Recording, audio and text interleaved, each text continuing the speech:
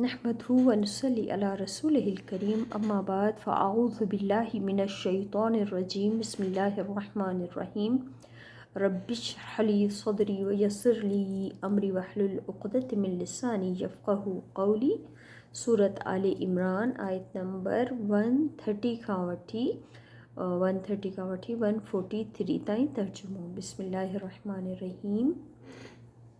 या अय्युहल्लज़ीन आमनू, ईमान वारनि खे ख़िताब करे अल्लाह ताला फ़रमाए रहिया आहिनि, ए ईमान वारो, ला तकुलू, न तव्हां खाओ, रिबा, सूद, व्याज खे, अदआफ़म मुदआफ़ा, ॿीणो चोणो करे यानी वधाए करे व्याज जी रक़म न वठो माण्हुनि खां, न खाओ। वत्तक़ुल्लाह, ऐं ढिॼो अल्लाह खां, लअल्लकुम, ताके तव्हां तुफ़्लिहून, कामयाब थियो। यानी ब्याज या सूद खाइणु हराम कमु आहे। अल्लाह ताला फ़रमाए रहिया आहिनि त इन कम खे छॾे ॾियो, छोजो सूद खाइण खे इन खां पहिरीं असां सूरे बकरा में पढ़ी चुका आहियूं त अल्लाह ऐं उन जे रसूल सां जंग करण जे बराबरि करार ॾिनो वियो, त तंहिं करे चयो पियो वञे सूद खाइणु छॾे ॾियो ताकी तव्हां अल्लाह खां ढिॼो ताकी तव्हां कामयाब थियो। वत्तक़ुन नार लती, ऐं ढिॼो उन बाहि खां, अलती, उहा जेका उइद्दत तयारु कई वई आहे, लिल काफ़िरीन, काफ़रनि जे लाइ। व अतीउल्लाह व रसूल, ऐं इताअत कयो, फ़र्मा बरदारी कयो अल्लाह ऐं रसूल जे अहकामात जी, लअल्लकुम, ताकी तव्हां ते तुरहमून, रहम कयो वञे। वसारिऊ, ऐं जल्दी करियो, इला मग़फ़िरतिम मिन रब्बिकुम, बख़्शिश जी तरफ़ पंहिंजे रब जी, व जन्नतिन, ऐं जन्नत जी तरफ़ यानी जल्दी करियो, कंहिंजी तरफ़ वधो, जल्दी सां वधो कंहिं तरफ़, बख़्शिश पंहिंजे रब जी ऐं जन्नत जी तरफ़। अर्दुहा समावातु वल अर्द, जंहिंजी वुसअत आहे, वेकर आहे आसमाननि ऐं ज़मीन जेतिरी। उइद्दत लिल मुत्तक़ीन, ऐं जेका तयारु कई वई आहे मुत्तक़ीन जे लाइ, परहेज़गारनि जे लाइ। अल्लज़ीन, उहे माण्हू जेके युनफ़िक़ून, ख़र्च कनि था, यानी बिना माल जेके ख़र्च कनि था, फ़िस्सर्राई वद्दर्राई, जेके ख़र्च कनि था ख़ुशहाली ऐं तंगदस्ती में, वल काज़िमीन, ऐं हू जेके ज़ब्त करण वारा आहिनि, कंट्रोल करण वारा आहिनि, अलग़ैज़, पंहिंजे गुस्से खे, वल आफ़ीन, ऐं दरगुज़र करण वारा आहिनि, अनिन्नास, माण्हुनि खां, जॾहिं को कंहिंखां का ग़लती थिए त उनखे हुननि जे कंहिंखां अगरि हुननि माण्हुनि खे बुराई पहुचे त उन्हनि खे दरगुज़र करण वारा आहिनि। वल्लाहु युहिब्बुल मुहसिनीन, ऐं अल्लाह मोहबत रखे थो एहसान करण वारनि सां, अहिड़नि नेकोकारनि सां। ही मुत्तकी, जेके मुत्तकी माण्हू जेके अल्लाह खां ढिॼण वारा आहिनि, उन्हनि जूं कुझु सिफ़ात बयानु कयूं आहिनि त यानी ख़र्च करण वारा फ़ी सबीलिल्लाह, अल्लाह जी राह में, ख़ुशहाली हुजे या तंगदस्ती, ॿिन्ही हालतुनि में, पंहिंजे गुस्से ते कंट्रोल करण वारा, माण्हुनि खां दरगुज़र करण वारा, इहे उहे माण्हू आहिनि जिन खां अल्लाह ताला मोहबत रखे थो, जिन सां। वल्लज़ीन इज़ा फ़अलू, उहे माण्हू जेके अगरि करे गुज़रनि था, यानी छा करे गुज़रनि था,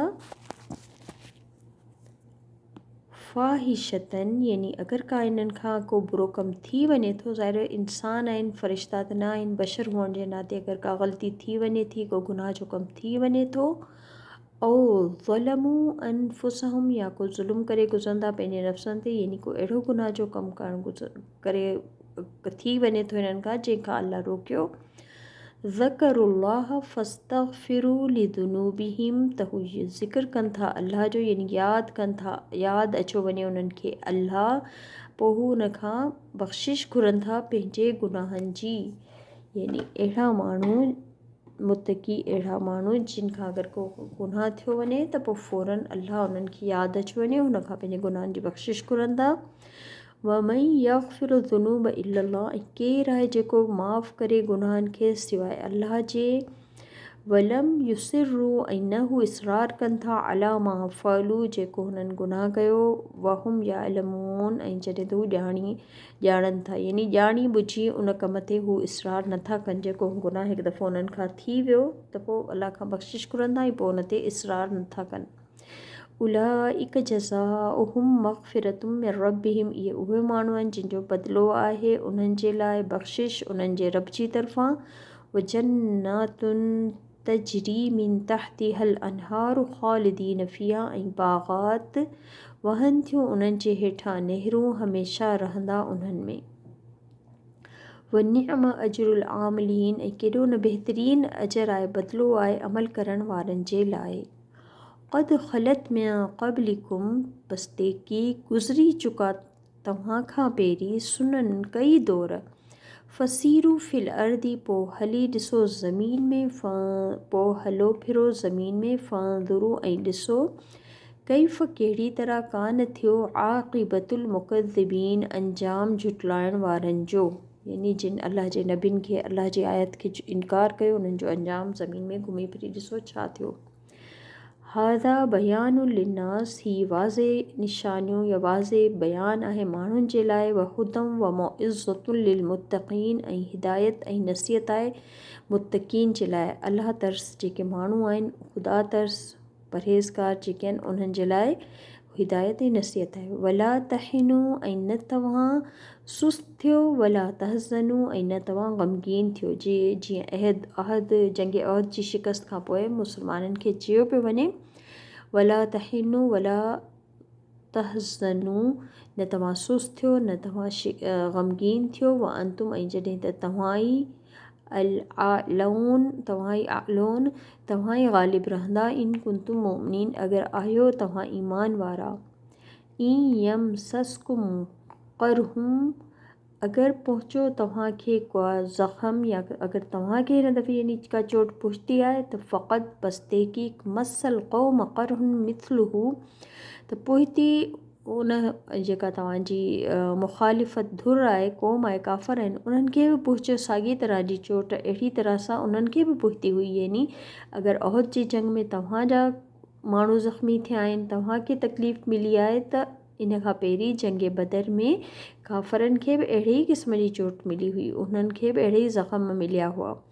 व तिलकल अयामु नुदाविलुहा, इहे आहिनि ॾींहं यानी लाही चाढ़ी वारा, यानी कॾहिं हिकिड़े फ़रीक़ खे शिकस्त, कॾहिं ॿिए खे कामयाबी, कॾहिं ॿिए खे शिकस्त, हिकिड़े खे कामयाबी। यानी इहे लाही चाढ़ियूं जेके इहे ॾींहं आहिनि, नुदाविलुहा, असां घुमाए फिरायूं था इन्हनि खे बैन नास, माण्हुनि जे विच में। कॾहिं हिकिड़ी धुर कामयाबु, कॾहिं ॿी, कॾहिं हिकिड़ो ग़ालिब अचे, कॾहिं ॿियो ग़ालिब अचे। त इहे अल्लाह ताला चए पियो त इहे ॾींहं त असां माण्हुनि जे विच में घुमाए फिराए आणींदा आहियूं। वलियअलम अल्लाहु, ताकी अल्लाह ताला ॼाणे वठे अल्लज़ीन, उन्हनि माण्हुनि खे आमनू, जिन ईमान आंदो, व यत्तख़िज़ मिनकुम, ऐं ठाहे तव्हां मां शुहदा, कंहिंखे शहीद, यानी किन खे शहीदनि जो दर्जो ॾियणो आहे, किन खे अल्लाह ताला ॼाणे वठे त केरु पको ईमान वारो आहे। वल्लाहु ला युहिब्बुज़्ज़ालिमीन, ऐं अल्लाह नथो मोहबत रखे ज़ालिमनि सां। वली युमहिस्सल्लाहु अल्लज़ीन आमनू, ऐं ताकी अल्लाह ताला ख़ालिस करे वठे, पाक करे वठे अल्लाह उन्हनि माण्हुनि खे आमनू, जिन ईमान आंदो, व यमहक़ुल काफ़िरीन, ऐं मिटाए छॾे काफ़रनि खे। यानी जेके अल्लाह ताला ही ॾींहं लाही चाढ़ी वारा, कंहिंखे कामयाबी, कंहिंखे शिकस्त, घुमाए फिरे माण्हुनि जे विच में आणे थो। इन जो मक़सदु छा आहे त अल्लाह ॼाणे वठे त केरु पके ईमान वारो आहे, कंहिंजा दर्जा बुलंद करणा आहिनि, ऐं अल्लाह ताला ख़ालिस करे वठे ईमान वारनि खे ऐं काफ़रनि खे मिटाए छॾे। अम हसिबतुम अन तदख़ुलुल जन्नत, छा तव्हां इहो गुमान करे वेठा आहियो त तव्हां दाख़िल थी वेंदा जन्नतुनि में। वलम्मा यअलमिल्लाहु अल्लज़ीन जाहदू मिनकुम व यअलम अस्साबिरीन, छा तव्हां इहो गुमान कयो आहे त तव्हां बसि ईअं ई दाख़िल थी वेंदा जन्नत में, जॾहिं त अञा अल्लाह इहो ॼातो ई न आहे त केरु आहिनि जिन जहाद कयो ऐं केरु आहे तव्हां मां जिन सब्र कयो, यानी सब्र वारा केरु आहिनि, कोशिशि करण वारा केरु आहिनि, अञा अल्लाह ताला इहो ॾिठो ई न आहे। वलक़द, ऐं अलबत्ता तहक़ीक़, कुंतुम, तव्हां उहे हुआ, तमन्नौन, जिन तमन्ना करे रहिया हुआ, तव्हां ख़्वाहिश करे रहिया अल मौत जी मिन क़ब्ल, इन खां पहिरीं, यानी हीअ जंग अहद खां पहिरीं। उहे कुझु सहाबा जेके जंग बदर में शरीक न थी सघिया हुआ, उन्हनि जी बि ख़्वाहिश हुई त असां बि जंग में विड़ूं, शहीद थियूं, असां बि अल्लाह जी राह में जहाद कयूं। त अल्लाह ताला फरमाए रहिया आहिनि त तव्हां त पाण ख़्वाहिश पे कई मौत जी यानी शहीद थियण जी मिन क़बिल हिन जंग खां पहिरीं तलको हो, त हाणे तव्हां मुलाक़ात कयो उन सां। फ़क़त पस्ते की राय तुमो हो, तव्हां ॾिसी वरितो हुनखे, तुम तंदुरून ऐं तव्हां जॾहिं त ॾिसी रहिया आहियो हुनखे। सुभानक अल्लाहुम्मा व बिहम्दिक अशहदु अन ला इलाहा इल्ला अंत अस्तगफिरुक व अतूबु इलैक। अस्सलामु अलैकुम व रहमतुल्लाहि व बरकातहू।